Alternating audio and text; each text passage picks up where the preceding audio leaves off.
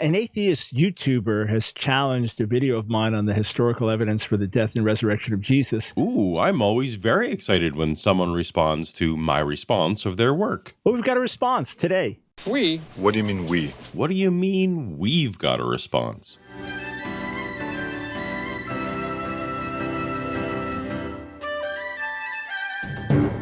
Welcome to Paulogia, where a former Christian takes a look at the claims of Christians. Around a month ago, I posted this video response to Dr. Michael Brown titled, Scholarly, Historically, Confident that Jesus Rose from the Dead, addressing why many of the points in Brown's short resurrection video. Yeah, just a real short summary, 5 minutes of evidence for the death and resurrection of Jesus. I've got lots of short videos where I just summarize things, put that out. Are not scholarly, nor should they inspire historical confidence. And I'm honored to have had Dr. Brown use his own show to talk about it. Hey friends, this is Michael Brown to talk about a video I've been asked to respond to. Really, really well done. I'm super impressed with the graphics and the presentation by an atheist, I believe Paul Enns, who goes by Paulogia, atheist YouTuber who challenges a lot of the claims of Christians. It's always nice to start with kind words and correct pronunciation. Paul, really well done. Your stuff is incredibly well done. And I'm not going to try to equal it with like all the snippets and clicks and all of that. True to his word, Dr. Brown didn't attempt any snippets or clicks.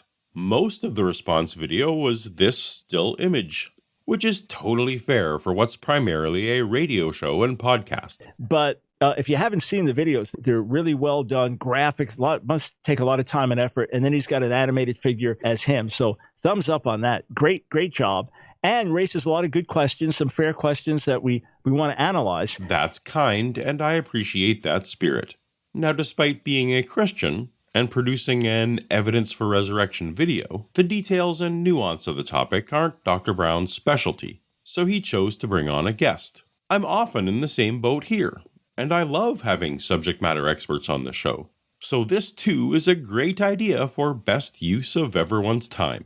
So, who did he get? We have brought in a guy all the way from England. So Jonathan McLatchie, assistant professor biology at which college in Boston? Harvard? I'm at Sattler College. Sattler College.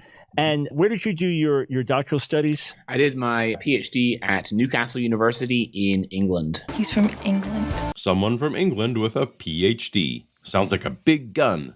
In what subject was the PhD? The evolution of the eukaryotic cell cycle. All right. So the cell division cycle. Got it. Oh, okay. So an unrelated field.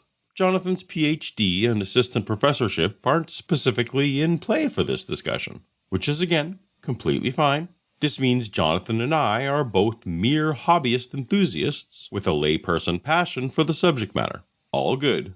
Dr. Brown laid out in detail the slightly convoluted path of how we got to this point, including my initial invitation to have an informal discussion with Dr. Brown live rather than go through the usual back and forth video responses. For entirely valid reasons, Dr. Brown declined that offer. So I wrote back, thanks for the invitation, but it's not really my specialty. No problem at all. But I was intrigued that several times in this new response, Dr. Brown invited me to debate Jonathan McLatchie instead. And thanks for the offer to debate. But I'd suggest do a debate with someone like Jonathan, and then hopefully we could get a dialogue between Paul and Jonathan. I think that would be great.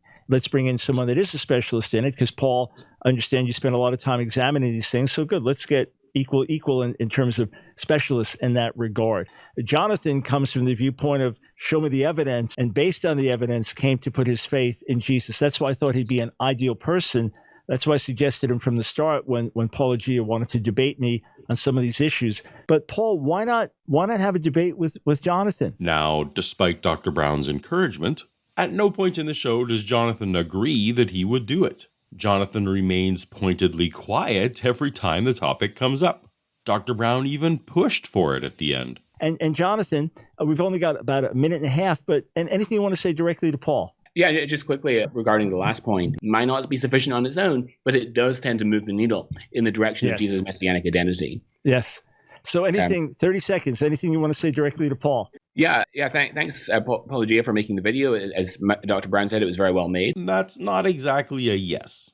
So just for the record, Dr. McLatchie, I'd be more than happy to have a one-on-one discussion with you about the resurrection on my Paulogia Live channel or some other platform if you prefer. If you'd rather not, that's also reasonable and fine. Just putting it out there as a yes from me.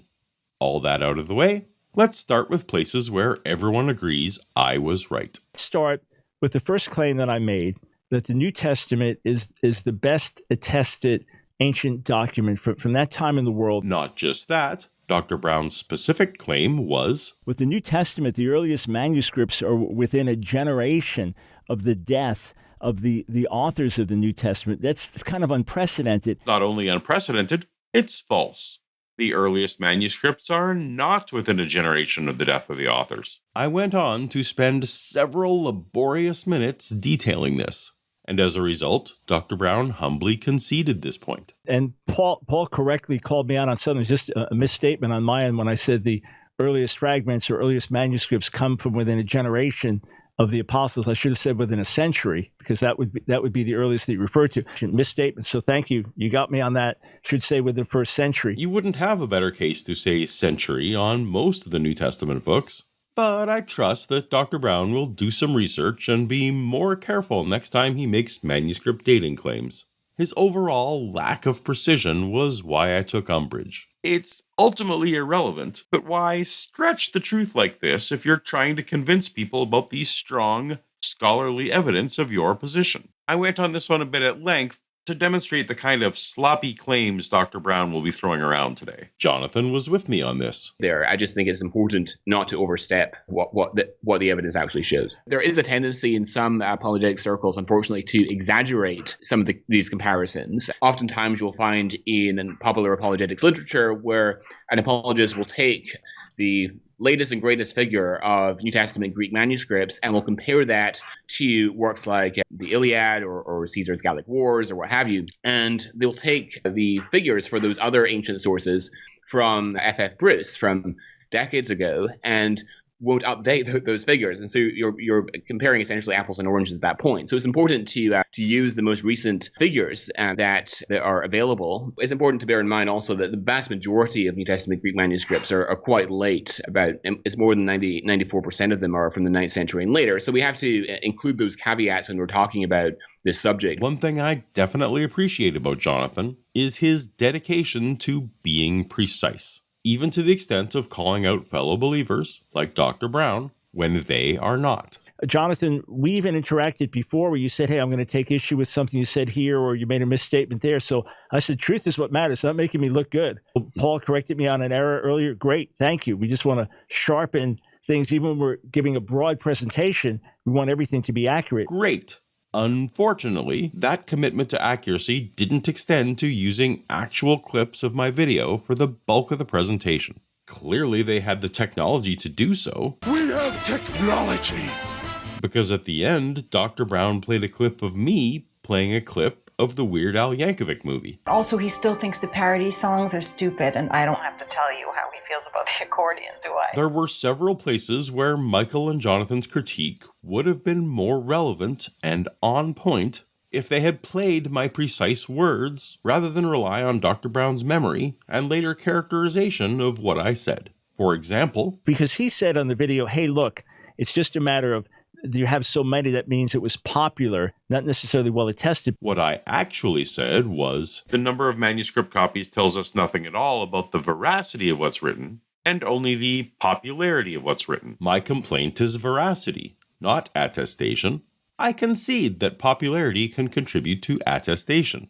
Dr. Brown likely doesn't know this, but I rarely complain about attestation. He should have played the clip. It should go without saying that how well a claim has been preserved has less than nothing to do with whether the claim is true, which would have saved Jonathan from using considerable time making an unneeded case for textual preservation. He did a good job, but through no fault of his own, he was addressing a point I wasn't making, and even ended with an affirmation of my actual point. So you could have a perfect copy of something that's factually false. So that is important to make that distinction as well. So where else do we agree? Dr. Brown originally said this. So the historians wouldn't write about things in their own day. So I gave a partial list of historians who did, as this was just an odd assertion. Was that an accurate statement? Was it an overstatement? Because he said, look, Josephus, and you've got others writing about events in their own day. So respond to that. Absolutely. So in regards to Josephus, I personally don't use the Testimonium Flavianum in my own apologetics, and I have a number of reasons for that. One of which is that I think Josephus is very plausibly getting his information from Christians that he had interacted with.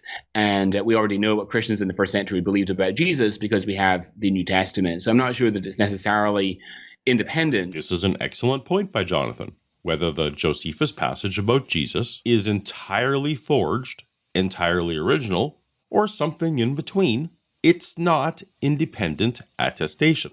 Sadly, once again, since Dr. Brown is paraphrasing instead of using clips, we're off on a tangent. Yeah, let me just jump in, though. But he was saying that Josephus was contrary to what I was saying about the broader question of, did historians write kind of like writing the news like we're used to today, or did they normally wait some generations and write larger histories? Or is it? It's both, yeah. I mean, you see elements of both. Exactly. It's both. Dr. Brown's original claim was a misstatement. I don't think that the argument from silence, by the way, is a particularly good argument. It's nuanced, but I generally agree. And I personally wasn't making one here. But I understand from Dr. Brown's phrasing how Jonathan may think that I did. Anyhow, another avoidable rabbit trail in the show that was reasonably articulated, but not germane. And it wouldn't be the last. We've got criterion of embarrassment. Okay, the criterion of embarrassment. So he downplays it and then says this is not really used by secular historians. So speak to that. Yeah, absolutely. Yeah, Paulogia is simply wrong on that particular point. Well, I would be wrong if that's what I said, but it's not what I said. The criterion of embarrassment is used almost exclusively in biblical apologetics, with only rare appeals from secular historians. I'm specifically incredibly careful about how I phrase this objection, because back in 2020, Inspiring Philosophy put out a video called Criterion of Embarrassment Outside of the Bible that took me to task on there being no secular examples. But in general, I concede this point to Mike, that there are at least 4 examples of secular historians using a similar principle to the apologist labeled criterion of embarrassment. True to my word, I will no longer say there are no secular examples.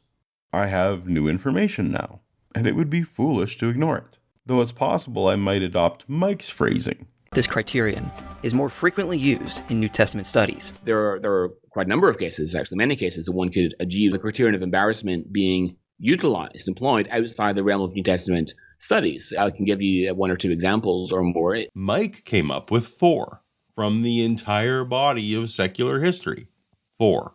Jonathan says he has quite a number of cases. Does he have anything new? So let's look, for example, Josephus, for example. Here's a quote from Martin Goodman. Nope, we already had that one. Martin Goodman even applies principles of the criterion of embarrassment to the works of Josephus. Another example this is concerning Confucius, and this is from H.G. Creel. Nope, I had that one too. In writing about Confucius, H.G. Creel employs the criterion of embarrassment. Another example, in his book Akhenaten and the Origins of Monotheism, Egyptologist James Hoffmeyer, he briefly talks about the first intermediate period of Egypt. In Akhenaten and the Origins of Monotheism, James Hoffmeyer briefly talks about the first intermediate period of Egypt. That one was identical word for word. It's almost like Jonathan's research on this consisted solely of watching a YouTube video that was made in response to me, and to which I responded back, as if I would be unaware of this. Given that Jonathan added exactly nothing to the discussion or data set, I'm going to go ahead and continue saying that the criterion of embarrassment is used almost exclusively in New Testament studies, with only rare appeals from secular historians.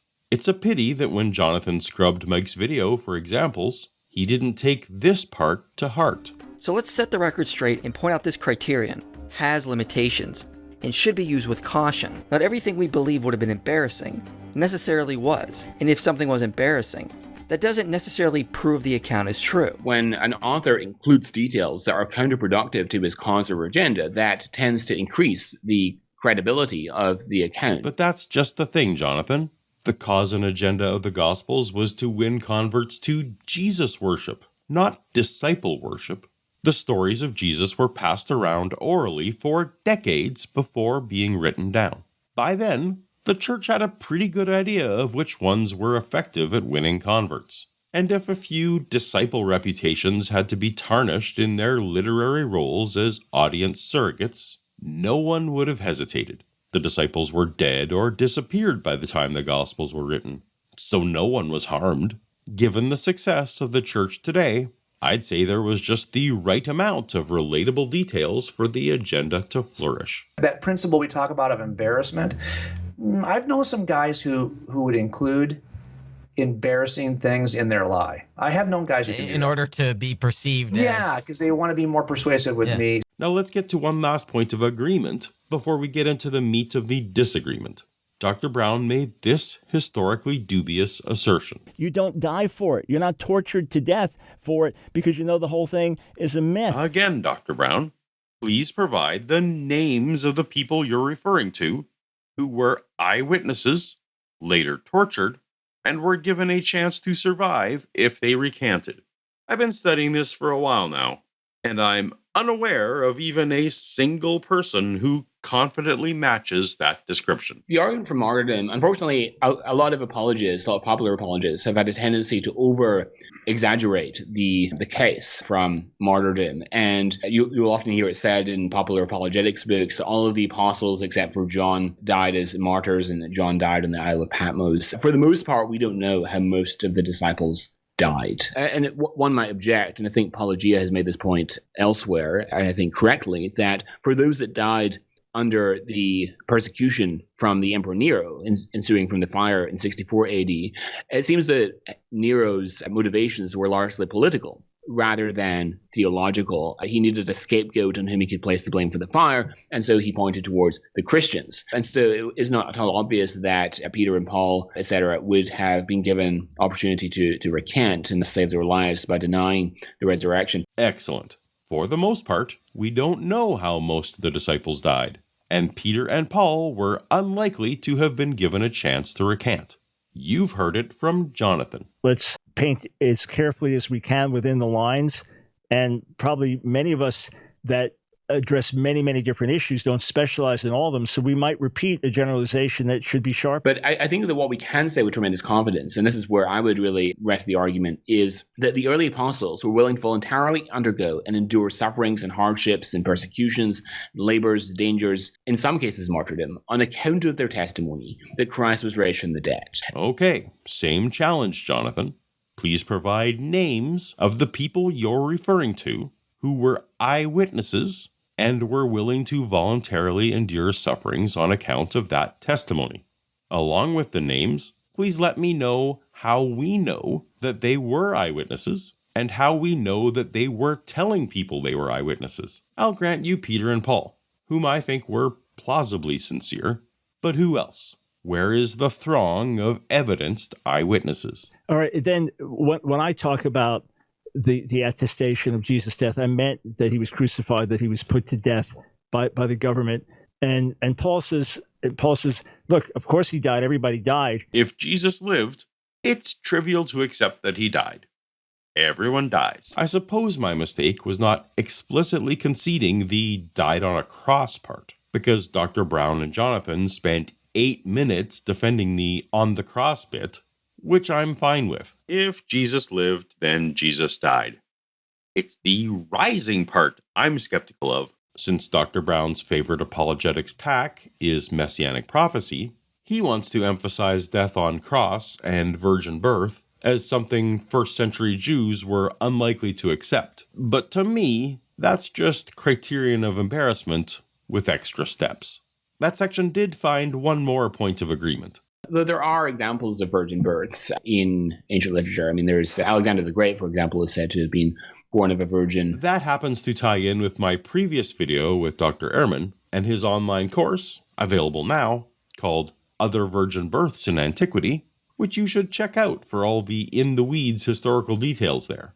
Okay, so let's get to the disagreements, the heart of the matter. Just like Dr. Brown specializes on messianic prophecy, Dr. Jonathan McLatchie is unlikely to speak without bringing up his favorite pet apologetic, undesigned coincidences. If you're a regular viewer, you may recall my video, Christian Scholar Exposes Minimal Resurrection Facts, which I created to highlight points of agreement with myself and Dr. Lydia McGrew on the argumentative weaknesses of Gary Habermas, Mike Licona, and other minimal facts proponents. In it, I extremely briefly brushed aside her preferred maximal facts via undesigned coincidences approach as one that I don't personally find compelling, nor do I hear regular pew-sitting Christians ever appeal to.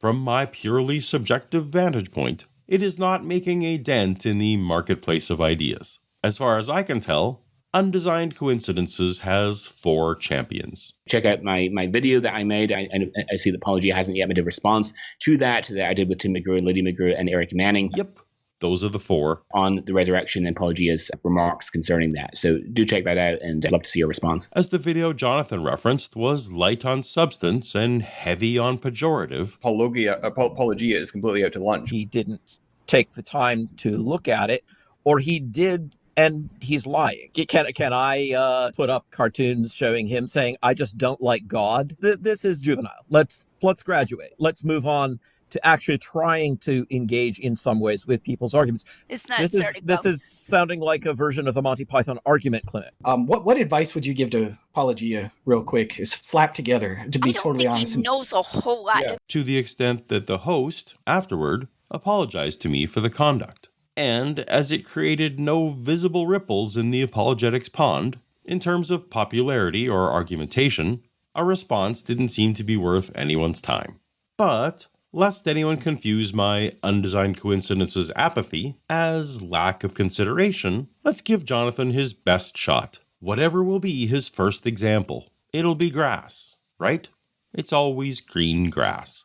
Give me, in your view, the best evidence for eyewitness accounts in the New Testament. Absolutely. So one category of evidence, for example, would be undesigned coincidences. So in Mark chapter 6, we have the feeding of the 5,000 miracle, and Mark gives the explanation for why Jesus has disciples come to a deserted area to eat, because it's very crowded. Jesus, in verse 39, has the crowd sit down in groups on the green grass. Called it. Now, the grass, of course, in Israel is not green, as brown throughout the majority of the year, except at a relatively narrow window of time during the spring because of the high levels of rainfall that coincides with the Jewish feast of Passover. Now, if we go over to John's account of the feeding of the 5,000, John chapter 6, John doesn't mention the green grass, but he does mention in verse 4, now the Passover, the feast of the Jews, was at hand, which then illuminates why the grass is green, according to Mark, because it's the right time of year during the spring. For about 7 years, I lived in Northern California, and it was a similar situation. The grass was brown most of the year, and lush green only during the few months of rainy winter season. Human-curated and irrigated lawns aside, of course. If you were telling a local anecdote that included green grass in a field, in their mind, that local would probably place the tale in rainy winter. And so that sort of undesigned coincidence or casual interlocking between Mark and John in an undesigned way points to, or is most consistent with, the historical reportage model for understanding the origins of these texts. While consistency in details would be a requirement for a claim that the Gospels are independent eyewitness accounts, is it fair to say that small congruences are most consistent with Jonathan's conclusion? Does it not equally support a notion that the Gospel accounts have literary dependence? Few deny that Matthew and Luke use Mark as a source. They copy word for word. But modern New Testament scholars increasingly acknowledge that the author of John likely utilized Mark as well. Indeed, it would be quite a stretch to say that the author of John was unaware of Mark. So either the author, or the oral traditions that preceded him, heard Mark say green grass, and in their minds would place that story during spring. No different than my Northern Californian friends would assume a time frame based on the detail. The source for John knows Mark's detail, so includes the detail about the Passover, consciously or subconsciously. To say that the later retelling affirms the earlier telling is entirely circular. It's also possible that the author of Mark was blissfully unaware of Jerusalem climate and simply wrote green grass because grass is often green. He could be getting this detail entirely wrong, even if in broad strokes the event otherwise happened. No scholars suggest that Mark was a first-hand eyewitness to this event. There's also an answer right in the name, undesigned coincidences, that these congruencies are merely a coincidence, of no historical import whatsoever. Note that someone like Jonathan will want to place great evidential weight on places of overlap, but will want to retreat to strained harmonization in places where the Gospels seem to have contradictions. Now, personally, I find harmonization to be plausible enough that I don't argue from contradiction. But if you're like Jonathan, simultaneously rejecting plausible explanations for overlap and embracing merely plausible explanations for differences, then you're suffering from confirmation bias. And to preempt an objection, yes, Jonathan pairs the astonishing green grass detail with the scene being crowded. Maybe it's just me, but describing a city as crowded is no more special than describing grass as green. Same logic train. Let's continue to the next verse, verse 5, which says, Jesus said to Philip, "Where are we to buy bread so these people may eat?" Now, this raises a question in the mind of the audience. Why does Jesus turn to Philip here in particular? Philip's a fairly minor character in the Gospels. In John chapter 12, John very casually mentions that Philip is from this town of Bethsaida in Galilee. Now, if we go over to Luke's account of the feeding of the 5,000 miracle, this is in Luke chapter 9. Luke doesn't mention Philip in this context at all, but he does tell us in verse 10, on the return the apostles told him all they had done, and he took them and withdrew apart to a town called Bethsaida. And that's where the feeding of the 5,000 takes place, in Bethsaida. And so by putting together these puzzle pieces, if you will, from Luke 9, John 6, and John 12, now we have a complete picture or a cogent explanation of why Jesus turns to Philip in John 6:5. Philip's a local guy. He knows where the shops are to buy bread. But notice that that's never explicitly spelled out for the reader. One has to do the detective work of putting those pieces together, drawing information from those disparate texts. This one is better than green grass and crowded. You should open with this one. But again, from this, there are any number of scenarios that are consistent. That there was a historical kernel of a real Philip, and perhaps even an actual event near Bethsaida from which feeding of the 5,000 legend grew. That in the growth of the feeding of the 5,000 legend, the details about Bethsaida and Philip gradually became part of the common oral tradition accessible to all the gospel authors. Or perhaps this is again purely coincidental.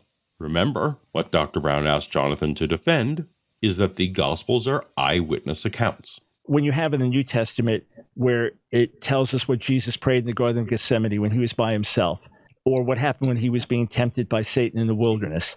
And according to Paul, that's no different than an alleged revelation to Muhammad. How do we answer that charge? So there are always going to be cases where we just don't know exactly how what sources the gospel authors are drawing upon as they give us their accounts that we find in the Gospels. Aha.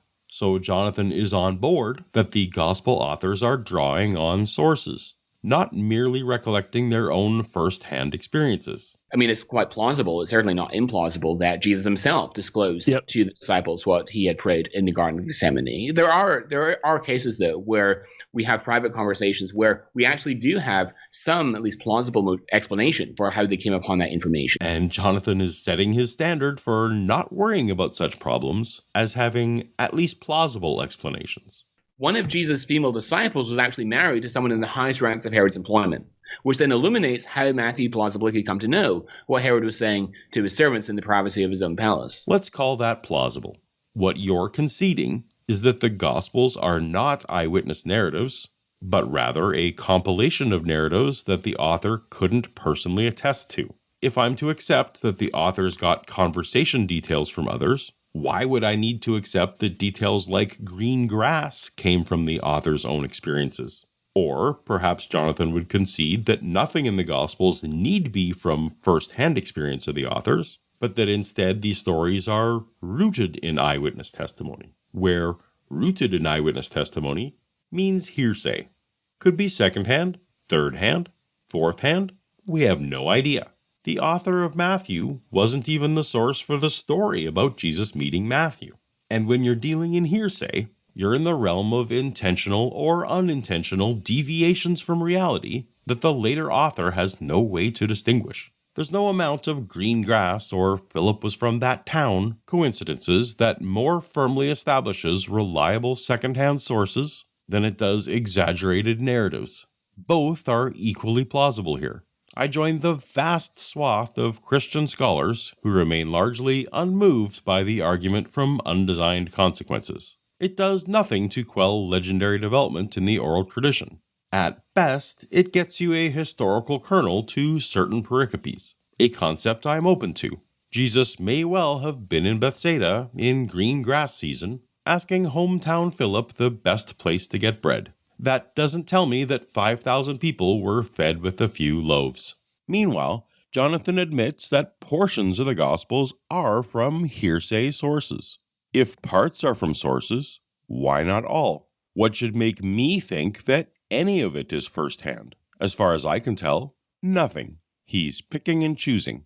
But maybe I'm missing something. If you are a Christian, and you think that undesigned coincidences are compelling evidence for the veracity of the Gospels, please leave a note in the comments and let me know that I'm wrong about the real-world persuasive power of this argument. Okay, with Jonathan's pet apologetic covered, we've got Dr. Brown's pet apologetic left for last. So here's what I want to do. I believe Paulogia sought to be fair with the clips that he played, right? And he's got a link. He's got a link to our video, right? So it's not like he's trying to hide anything. But I want to just give one example. First, I want you to see how well he did things. I want you to appreciate how well he did things. But then I just want to show an example where he didn't play the whole thing, which would fail then to give the full strength of the argument. It's usually my goal to have my response video be shorter than the video I'm responding to. I do not pretend to play every minute. Brevity is important to me. But within that framework, I do my absolute best to fairly represent an argument. But it's inevitable that some nuance will be left on the cutting room floor. I will save you further back and forth on this, and just play the full 20 seconds that I originally genuinely deemed to be inconsequential, but that Dr. Brown felt were key to the full strength of his argument. But the prophets also indicated in the Old Testament that the Messiah would be rejected by his own people and then would be received by the Gentile world before his own people would receive him back, and that he had to come and die before the Second Temple was destroyed. So how do you plan that out? How do you make that happen? Second Temple was destroyed in 70 AD. How do you make these things happen and then you get rejected by your own people and then accepted by more than 2 billion people around the world? You can't quite manufacture that. While certainly fathoms stronger than undesigned consequences, I find most arguments from prophecy to be abjectly weak. Even when I was a Christian, I inwardly cringed at assertions like this. And I sincerely hadn't understood that Dr. Brown considered this to be his best material. So let's deal with it as seriously as possible. My video already addressed the mundanity of the acceptance-rejectance prophecies, but let's look at the one I left out originally. He had to come and die before the Second Temple was destroyed. How do you explain that? Well, before I explain it, where does the Old Testament make this claim? The Messiah had to begin his mission before the Second Temple was destroyed. How do I know that? Well, Haggai chapter 2 tells me that the glory of the Second Temple would be greater than the glory of the first. Even fully accepting the Christian interpretation of this passage, it's just that the Messiah is better than the temple. That's not about timing. Next, Malachi chapter 3. The Lord himself will visit his temple, and he will bring cleansing and purification. When did this divine visitation happen? Talking about the Second Temple. When did it happen? Didn't say a future temple somewhere, but he's going to visit that temple. Yeah, but the Lord visiting his temple could be any iteration of the temple, right? The first temple was also his temple. If there's a third Jewish temple in Jerusalem, that'll be his too, right? Third, Daniel chapter 9. And God gives him a revelation, says, well, it's not just 70 years, there's a period of 70 weeks, 70 sevens of years, 490 years. in which something much greater than just the return of exile is going to happen. 70 weeks, 77s have been decreed for your people, Daniel 9, 24 to 27. There's a lot of debate, when exactly did this start, when exactly did it end, but what's clear when you come to the end of the passage is that the city of Jerusalem and the temple are going to be destroyed again. I mean, the passage doesn't even talk about years. It talks about weeks or sevens, depending on the translation. But that's all part of the debate, I guess. I tell you what, your conclusion is not clear to me. Is it clear to other people who've spent their whole lives studying it? The most prevalent way in which Christian missionaries use this passage is to make the assertion, simply to say, that you see from this passage in Daniel that the Messiah is going to come and be cut off, be killed, before the destruction of the Second Temple. One of the problems, and we're going to basically spend a lot of time tonight deconstructing the Christian reading of this, or the missionary reading of this passage. It has a plethora of problems. There are many, many problems. Probably the biggest problem that the missionaries face with this passage, you can imagine this is a serious problem, is that the calculations don't add up. Probably most people that would present this are not capable of doing the math themselves, or in order to present this properly, the average listener would go into a coma listening to sort of a detailed analysis of how all these weeks work out and the calculation. It's not an easy to present kind of passage. So again, the way missionaries normally present this is by skipping all of the math and just making an assertion going to the bottom line, which is simply to say that the Messiah is killed before the destruction of the Second Temple. But we're going to see that regardless of how they try to present this, the calculations simply don't work out. Daniel 9 is telling us something amazing. He's telling us that the Messiah cannot come until after the year 70. The Christian assertion was always to tell us the Messiah has to come to be killed before the Second Temple is destroyed. But Daniel is really saying that the Messianic age can only begin once the Second Temple has been destroyed. Jesus died 40 years before the Second Temple was destroyed. And if we take the dates in Daniel seriously, Jesus could not be the Messiah. Not that it proves he is the Messiah. Dr. Brown says Daniel 9 clearly shows that the Messiah must die by 70 AD. Rabbi Skobak says Daniel 9 clearly shows that the Messiah cannot come until after 70 AD. Who is right? No idea. In fact, my money is on option 3. Neither of them are right. Until I'm shown otherwise, I'm assuming that these are texts of purely human origin, with no prophetic future-telling power of any kind.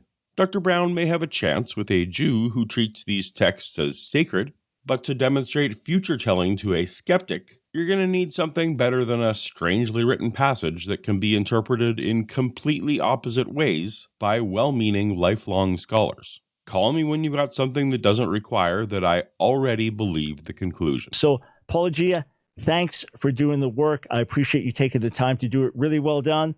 Hopefully now we've given you and your friends and followers something to think about here on The Line of Fire. And thank you, Dr. Brown, for being gracious and accepting some criticism and extending such grace when I ignored what I didn't realize was what you thought was your strongest point.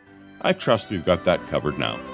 Jonathan, feel free to contact me if you want to have a conversation. Until then, tap the video on screen now for more examination of the claims of Christians, and I'll see you over there. Later.